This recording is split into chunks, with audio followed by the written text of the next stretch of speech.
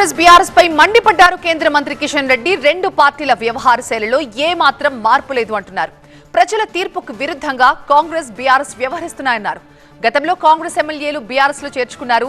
కాంగ్రెస్ కూడా ఇప్పుడు అదే రకంగా బీఆర్ఎస్ ఎమ్మెల్యేలు చేర్చుకుంటోంది అన్నారు. రెండు పార్టీలు మజ్లిస్ తో స్నేహాన్ని మాత్రం కొనసాగిస్తున్నాయన్నారు కిషన్ రెడ్డి. ఇచ్చినటువంటి తీర్పుకు విరుద్ధంగా పార్టీ ఫిరాయింపుల చట్టాన్ని తూట్లు పొడిచి కేసీఆర్ రోజు పెద్ద ఎత్తున కాంగ్రెస్ ఎమ్మెల్యేలందరినీ కూడా కనీసం రాజీనామాలు చేయకుండా టీఆర్ఎస్లో చేర్చుకున్నాడు.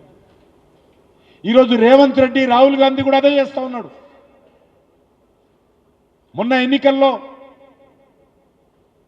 కాంగ్రెస్ పార్టీని ఓడించి ప్రజలు కొన్ని అసెంబ్లీ స్థానాలలో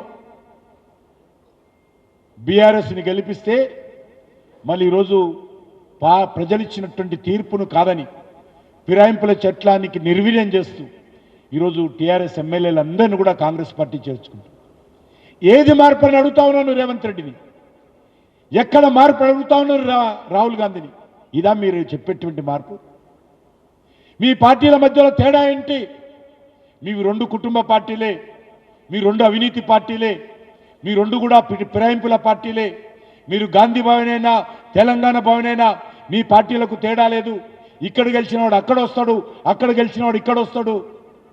ఏది మార్పు అని అడుగుతా ఉన్నాను, దేంట్లో మార్పు అడుగుతా ఉన్నాను. మజ్లిస్ పార్టీతో స్నేహం చేయడంలో మార్పు లేదు.